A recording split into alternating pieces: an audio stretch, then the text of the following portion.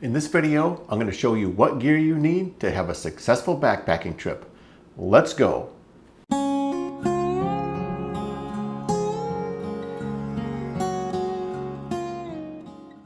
One of the barriers to entry to backpacking is knowing what gear you need to have a great trip. Now I'm going to walk you through my gear list and show you everything that I take with me when I go out in the woods. I don't think you have to buy expensive ultralight gear to have a great time backpacking.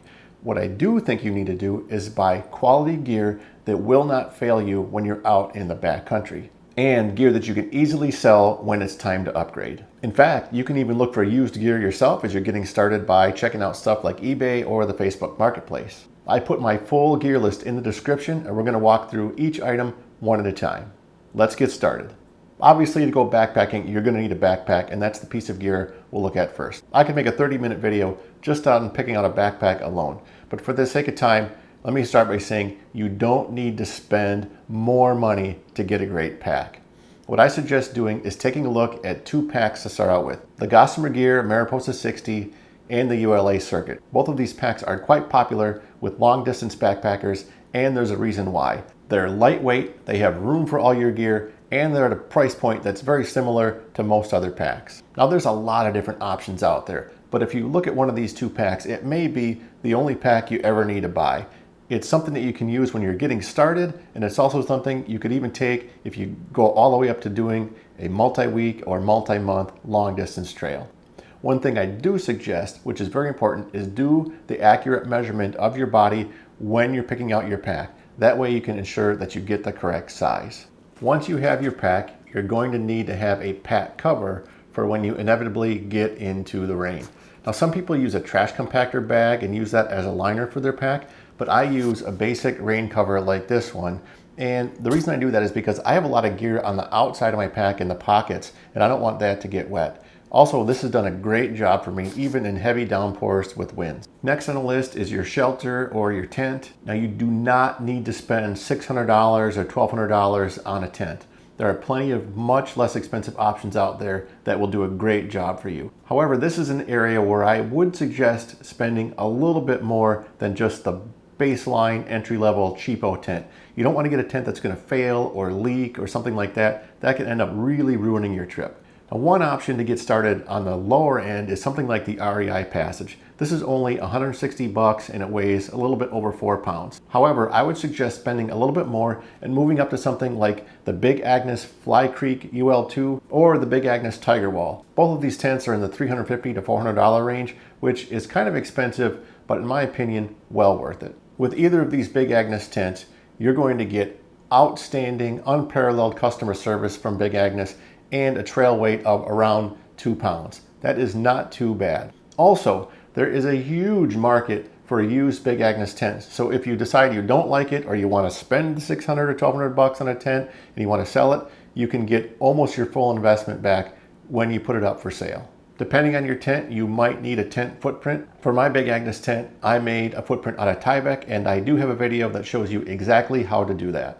An alternative shelter option is to use a hammock. Now keep in mind that you need to have the right kind of trees in order to do a hammock, and those don't exist everywhere. I am not a hammock camper, so I don't really have any specific equipment recommendations for you on this topic. All right, let's talk about sleep systems. This is an area where you could spend a fortune, but in my opinion, you don't need to when you're first getting started. When my son and I started backpacking, we just had some inexpensive synthetic sleeping bags that we used, and they worked fantastic. For example, this is Callan's synthetic Cabela's basic sleeping bag that he purchased. It was around 80 bucks, 30-degree bag, and it worked great for him for years and years. Synthetic is heavier than down. However, it's far less expensive, and it can handle getting wet a lot better on the trail than down can. You should be able to find a similar synthetic bag, say Cabela's or REI, for around 100 bucks.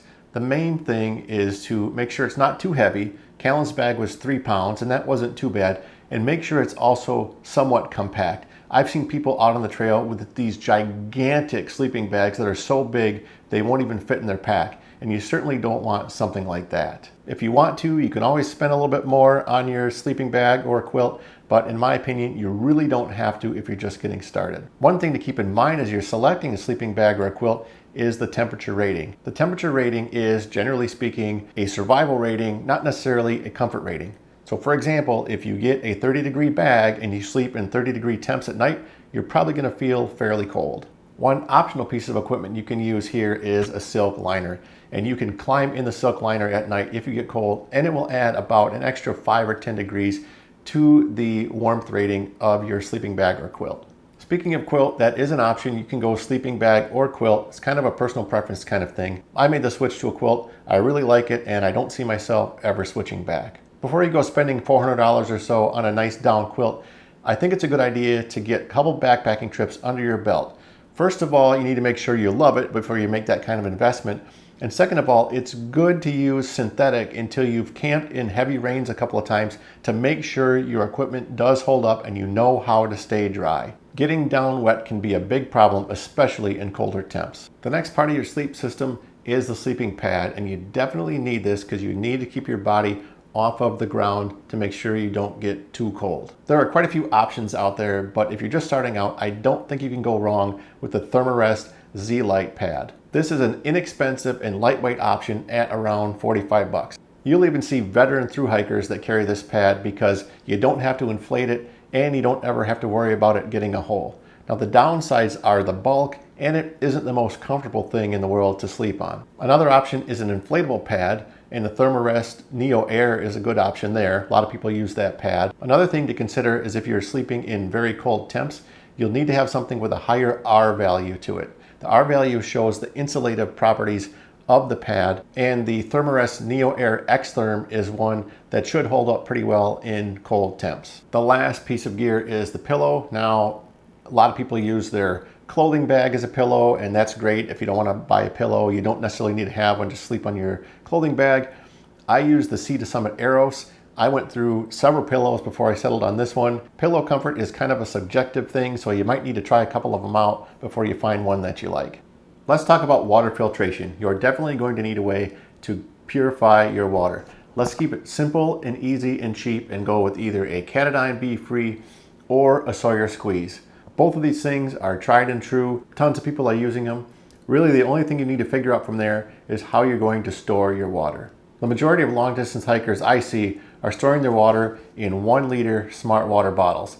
These things are tough as nails and they fit really well in the pockets of most backpacks. On a typical trip, I take 2 of the 1 liter smart water bottles along with a 2 liter knock bladder that I use for extra water capacity, and I also use this thing for forcing water through my Sawyer Squeeze. Now you can use another water bottle to put water through your Sawyer Squeeze, but I have found a lot more success using the knock instead. I also carry a coupling for backflushing my Sawyer Squeeze and 2 extra O-rings in case I lose one. For your cook system, you need a Cookpot, a stove, fuel, a lighter, and an eating utensil. The Cookpot doesn't have to be fancy. You can get a cheapo one at Walmart, like a grease pot there for like maybe 10 bucks. For size, I think you want something around 1 liter capacity. The one I use is 650 milliliters, and I find this to be a little bit too small. Anytime I'm cooking, like Knorr pasta side or something like that, it's just about overflowing, so a little bit bigger would be nice to have. I recommend a stove that uses fuel canisters. You can get alcohol stoves, but a ranger was telling me earlier this year that they're really encouraging people to go away from those because they are perceived to be a little bit more of a fire hazard. There are many stoves available at a wide variety of price ranges. I've used a Snow Peak stove for a long time and had some good success with it, although you probably can't go wrong with whatever stove you buy. One thing you will see quite a few of on the trail are jet boil stoves. Now these are a bit heavier and quite a bit more expensive. However, they boil water really fast. Anytime I'm cooking dinner and boiling water, the person next to me using a jet boil is going to be eating dinner by the time my water's even boiled. They are super fast. So something to consider if you want a bit of a luxury item. For your eating utensil, I recommend a metal long-handled spoon or spork. Metal because you don't want it to break, and I have broken my son's spork on the trail washing it once, and that was not a good situation.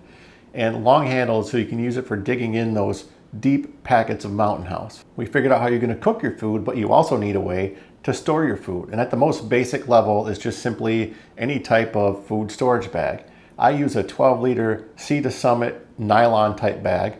You can also throw in an op sack to make it more scent proof to help avoid critters or bears finding it. Next, you can try using an sack, which is a heavy duty bag that is allegedly bear proof. And from there you can go to a bear can, which in many places these days are actually required. Now, bear cans are heavy, but they are almost a foolproof way to keep bears out of your food. And also they make a great seat when you're at camp in the evening. One of the most common bear cans I see out there is the Bear Vault 500. It is one of the lighter of the ones you can get, and you can see through it to see where your food is at when you're trying to dig around and find something. If you aren't using a bear can and you're in an area that has bears, you really need to figure out how to hang your food. If you don't know the PCT method of hanging your food, I do have a video on that, and there's also a number of different online resources to show you how to hang your food properly. It's critically important that we keep bears away from our food. They can become a nuisance, and if it gets really bad, the poor bear ends up getting put down, which is really not fair to the bear. To that end, I do bring a 50-foot length of rope with a clip on the end for two things. One, I use it to hang my food, and I also use it as a laundry rope in case I have wet clothes I need to dry out. My bathroom kit is something I always like to keep easily accessible, and mine includes a trowel, some toilet paper, and some doggy poop bags. And the reason I take these dog poop bags is so that I can pack out my used toilet paper. There are many areas where you're allowed to bury your toilet paper, but I just find that when people do that, it gets dug up by animals and it's floating all over the woods. So even when it's not required, I still pack mine out. Let's talk about a really important piece of gear, and that is your first aid kit. Cuts, scrapes, and scratches occur all the time on the trail, so you want to have a kit that includes stuff like Neosporin and Band-Aids. Other items to consider include antihistamine, headache medicine, ibuprofen, and some Imodium AD in case you get an upset stomach. If you get blisters, then consider moleskin. Also, a small tube of hydrocortisone cream can also be real helpful if you get a rash or insect bites. When you're out in the backcountry, it can get really dark at night, so you're going to want to have a headlamp. This is in place of a flashlight. If you carry a flashlight out there, you'll be the only one, and undoubtedly your trail name will quickly become Flashlight. I'm a big fan of the USB headlamps because you're able to recharge them pretty easily on the trail, and then you don't need to be carrying extra batteries with you. The one I've been using is the Nightcore NU25, and I really like this one a lot. It's lightweight and it's pretty bright. I carry a small, lightweight pocket knife, which I don't use every day, but I find when I do need it, I really need it. So this is something you may want to consider. I want to talk just a second about Glide, and I'm really surprised at how few hikers are carrying Glide with them on the trail. I'm always hearing people complaining about getting blisters, and I ask them if they're using Glide. Many of them say, no, I haven't even heard of that stuff, or no, I don't use that at all, which is really shocking to me. To me, that is the best way for me to avoid getting blisters or chafing. I use Glide pretty much every day, and because of it, I almost never get blisters. There's no need to take the entire stick of Glide either. Just scrape some off and put it in a small container and you'll be all set. Safety is paramount when you're in the backcountry, and to that end, many people are carrying a small personal locator like the Garmin InReach. These allow for satellite communication, which is great because you can text when you're out of cellular range.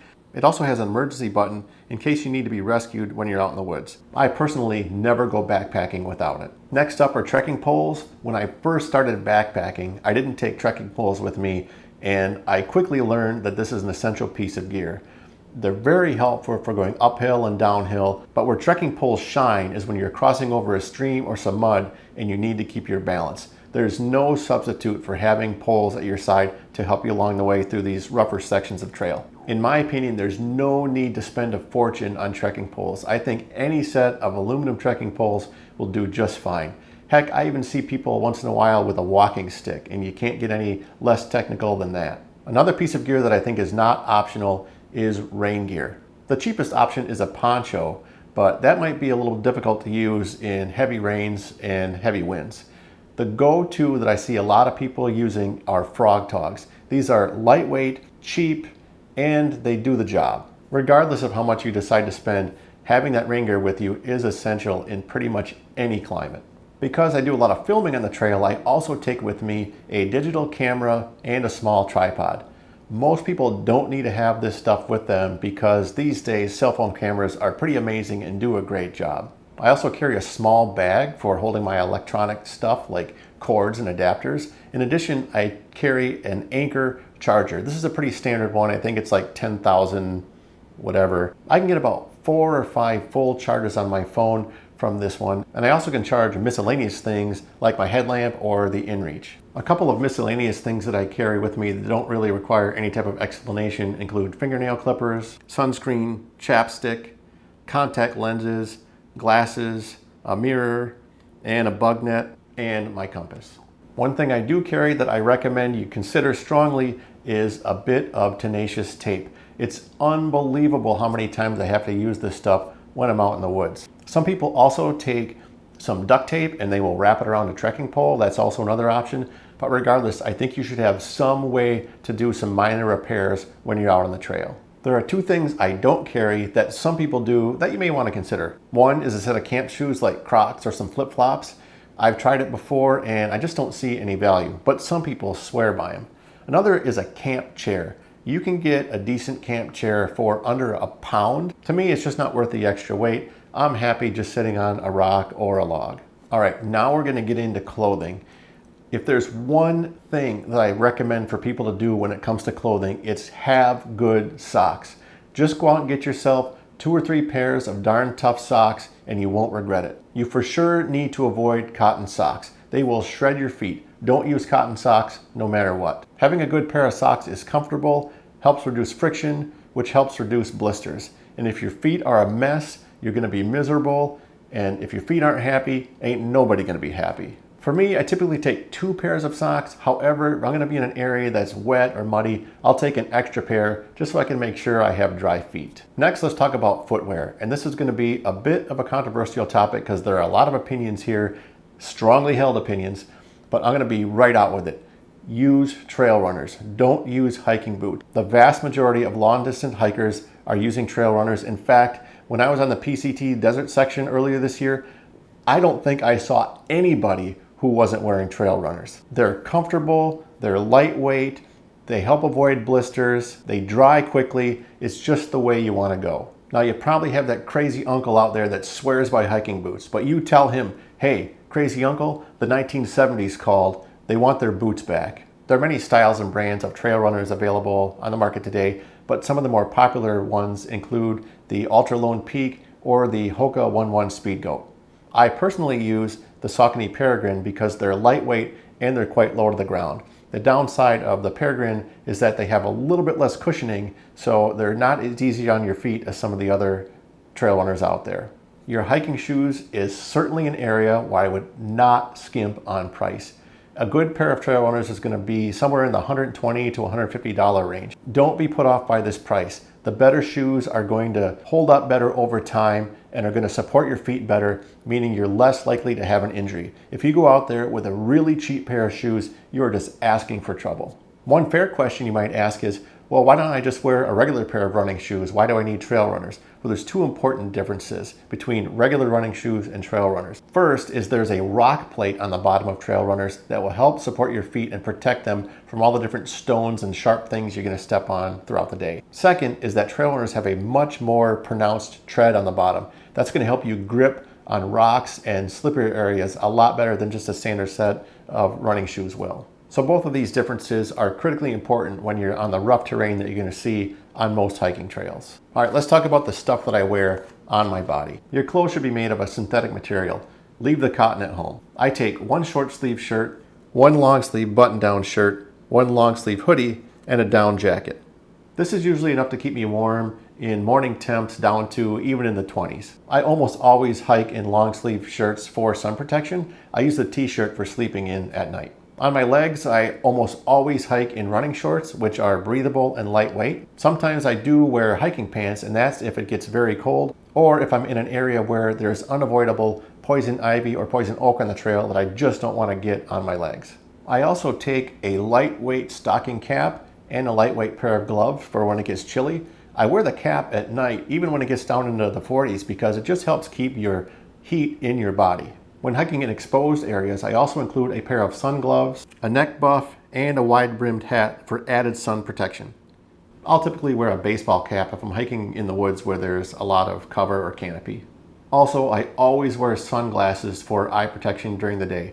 First of all, I want to protect my eyes from UV rays, which can cause your eyes to get burned if you're out in the sun all day long. Second, sunglasses provide an extra layer of protection, kind of like safety glasses. You wouldn't believe how many times you'll slap yourself in the face with sticks or twigs, and that helps prevent you from getting eye injuries when you're out in the woods. So that's my gear list. Now it's time for you to start going out and building up your collection of gear. One thing I recommend is to put each and every item that you take with you in a spreadsheet, document what it is, put down the weight. That way, when you get back from your trip, you can review that list, see what you use, what you didn't use, and identify those items that you might be ready to upgrade or get a lighter version of that particular thing. Your gear list is going to be continually evolving, and having it documented is going to make that process a lot easier. Also, you can use that gear list as a checklist when you're going on your trip to make sure you don't forget anything, because I've done that in the past, and that really sucks. Whether you're a first-time backpacker or somebody who's been doing it for a while, I hope you found this video helpful in allowing you to plan for your next trip. As always, if you found any value in this video, please hit that like button and consider subscribing to my channel. Thanks, and we'll see you out on the trail.